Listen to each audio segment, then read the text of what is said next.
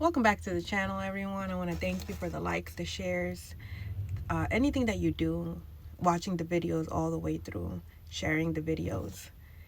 It means the world to me. The reason being that the algorithm picks it up, the sacred algorithm of the Most High picks it up, and the messages can be delivered to those who need it, right? And so I want to start off by saying thank you. And then I wanted to go into I started the week by speaking on my testimony, right? And the things that I've gone through and how I've experienced darkness firsthand. It didn't come from strangers, although there are strangers involved, right?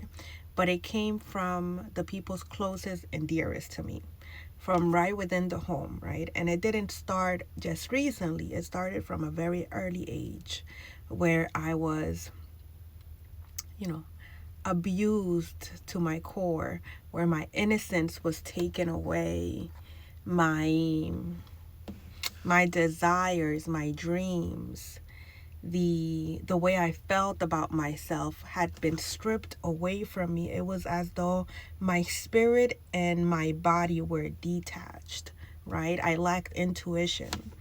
And so it feels great to have that back, right?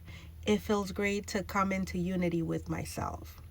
And so that's what I did. I came into unity with myself. I was able to bring in my spirit, and I was able to bring in my vessel and connect it into one, right? And then pulling up from the Most High at the same time. So I didn't have to look outside of myself to do that. What I did have to do, though, was let go of things that no longer served me.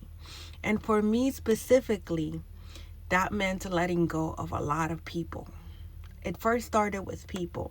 The places, the things, the addictions came after I let go of the people, because what was happening was that I had 99 problems and they were all of them. Right? And I didn't know that. So I wanted to come in and share this. I wanted to give you my experience, because just like I was struggling, detached from myself, detached from my intuition, detached from the Most High God, I didn't have to go outside of myself to find that, right? To bring that connection back into balance. And by doing so, I reached the point of enlightenment where I was able to claim my spiritual inheritance, right? Which is why I was so fiercely attacked.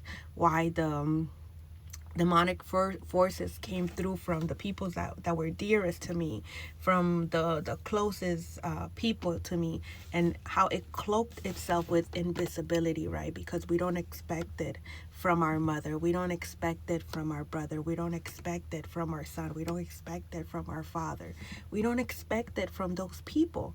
We expect it from people we don't know usually, right? And so for me, it wasn't just my family. It was like everyone, most everyone was in it, right? When it came to this pursuit to take my hope away, take my loving nature away, take my desire for me to live away. And so because of the grace of God, right? Because of God's unconditional love and his protection, I'm here and I'm able to speak on these things, and I'm able to bring out awareness, which is my mission and my goal, to bring out awareness that these things happen, and that I'm a survivor of it, right? And that it's through the grace of God that I'm here. And when I speak of God, I don't refer to anything outside of myself. I found God within me, and I found God within me when I chose to choose myself, when I chose to live, right? Because I was broken down to such a point that it was for me to not be here, right? It was like, why do you keep getting up? What is it? Just give up already type of scenario. And so that's just not in my blood type. That's not in my bloodline. We don't give up. I come from a very strong I come from very strong ancestors who have gone through things that normal people wouldn't be able to survive. And I was chosen from by my ancestors and by the Most High God, and even from the karmic family's bloodline that I incarnated into. I was chosen to dismantle this diabolicalness, to dismantle these beliefs, these systems that have been put in place to keep the bloodline in bondage, right? And so breaking generational curses looks like loneliness sometimes, but once we start healing and we start doing the work, we realize that we're never alone. We realize that, you know, we're always surrounded by angels, or our ancestors are on standby. Like when I tell you my ancestors are vicious, they don't play about me. I mean it. Like I'm like the apple of their eyes when it comes to the Most High and my ancestors and my angels. They love me. They love and protect me so much. And so, but it looks lonely, right? It looks like we're alone, but we're not, right? And when we're awakening to our journey, when we're being initiated by the universe, for those who knows, when you're going through an ascension, right? It feels like a lot of things falling apart because they have to fall apart. And so it looks like complete and total destruction, complete and total chaos. And so we get stripped of everything, not only the materialistic things, but we get stripped of the false mask that we have created in order to survive based on the conditioning that we underwent throughout our entire journey. And usually the beginning of our lives, the journey that we went through until we started to awaken, it was preparation for when we start to awaken, so that when these attacks come in, because they come in hard, right? They come in hard. But had I not went through that sexual abuse as a child, the neglect, the abandonment, the rejection from family, friends, lovers, right? The betrayals, I would have not made it out now, because it was meant to destroy me. But in a way, God has used the diabolicalness that has been done to me to prepare me for this exact moment.